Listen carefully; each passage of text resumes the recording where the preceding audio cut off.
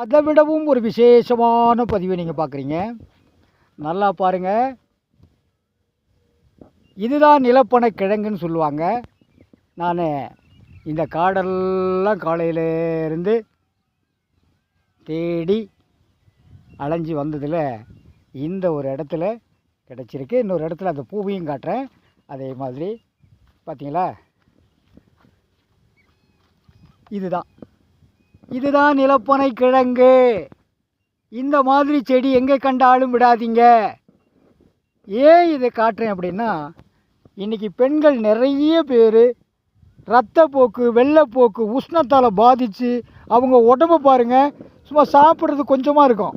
அவங்க உடம்பு பார்த்திங்கன்னா கிட்டத்தட்ட என்னடா இவ்வளவு வளர்ச்சி, இது எப்படி குறைக்கிறது அப்படின்னு தேடுவீங்க. நானும் எங்கெங்கேயோ தேடிட்டு வந்தேன். இந்த இடத்துல ஒரு 2 அபூர்வமாக தான், அடுத்து ஒன்று 3ஆவதாகவும் கிடச்சிருக்கு.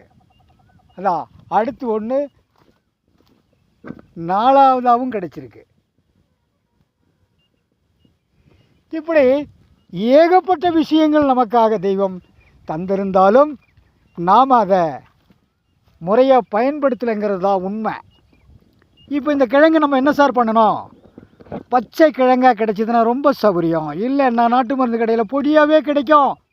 எதுவுமே தேடாமல் நாம் உருப்படியாக ஆரோக்கியமாக இருக்கலாங்கிறது சாத்தியமில்லாத ஒரு கதை. இதுதான் உண்மை. அப்புறம் நம்ம என்ன சார் பண்ணலாம்? இந்த கிழங்கு பார்த்திங்கன்னா ஒரு அரை அடிக்கு இருக்கும், கருப்பாக நல்ல நம்ம கட்டை விரல் மொத்தத்துக்கு இருக்கும். அந்த கிழங்கை நீங்கள் பாலில் அரைச்சி இந்த வெள்ளைப்போக்கு போகிற பொம்பளைங்க, இந்த ரத்தம் நிற்காத போய்கிட்டு இருக்கு அப்படிங்கிற பொம்பளைங்க ஒரு 15 நாளைக்கு பச்சை கிழங்கை அரைச்சி குடிங்க. இன்றைக்கெல்லாம் விருதாளத்தில் நம்ம கூட்டாளி ஒருத்தர் பச்சை கிழங்காவே பாலத்தில் விற்பார். அப்படி இல்லைன்னா நீங்கள் பொடியாகவே நாட்டு மருந்து கடையில் கிடைக்கலாம். நிலப்பனை கிழங்கு இது ஒன்றும் பெரிய விசித்திரம்லாம் கிடையாதுயா. என்னுடைய பதிவை பார்க்குற ஒவ்வொருத்தரும் ஆரோக்கியமாக இருக்கணும். எனக்கு அள்ளி கொடுக்க வசதி இல்லை அப்படிங்கிறதுக்காக அல்ல, என்னால் நான் படித்த அந்த இளிமைன்னா அறிவுன்னு சொல்லுவாங்க, இக்குமத்துன்னா தந்திரம்னு சொல்லுவாங்க. இதெல்லாம் அரபி பாஷை.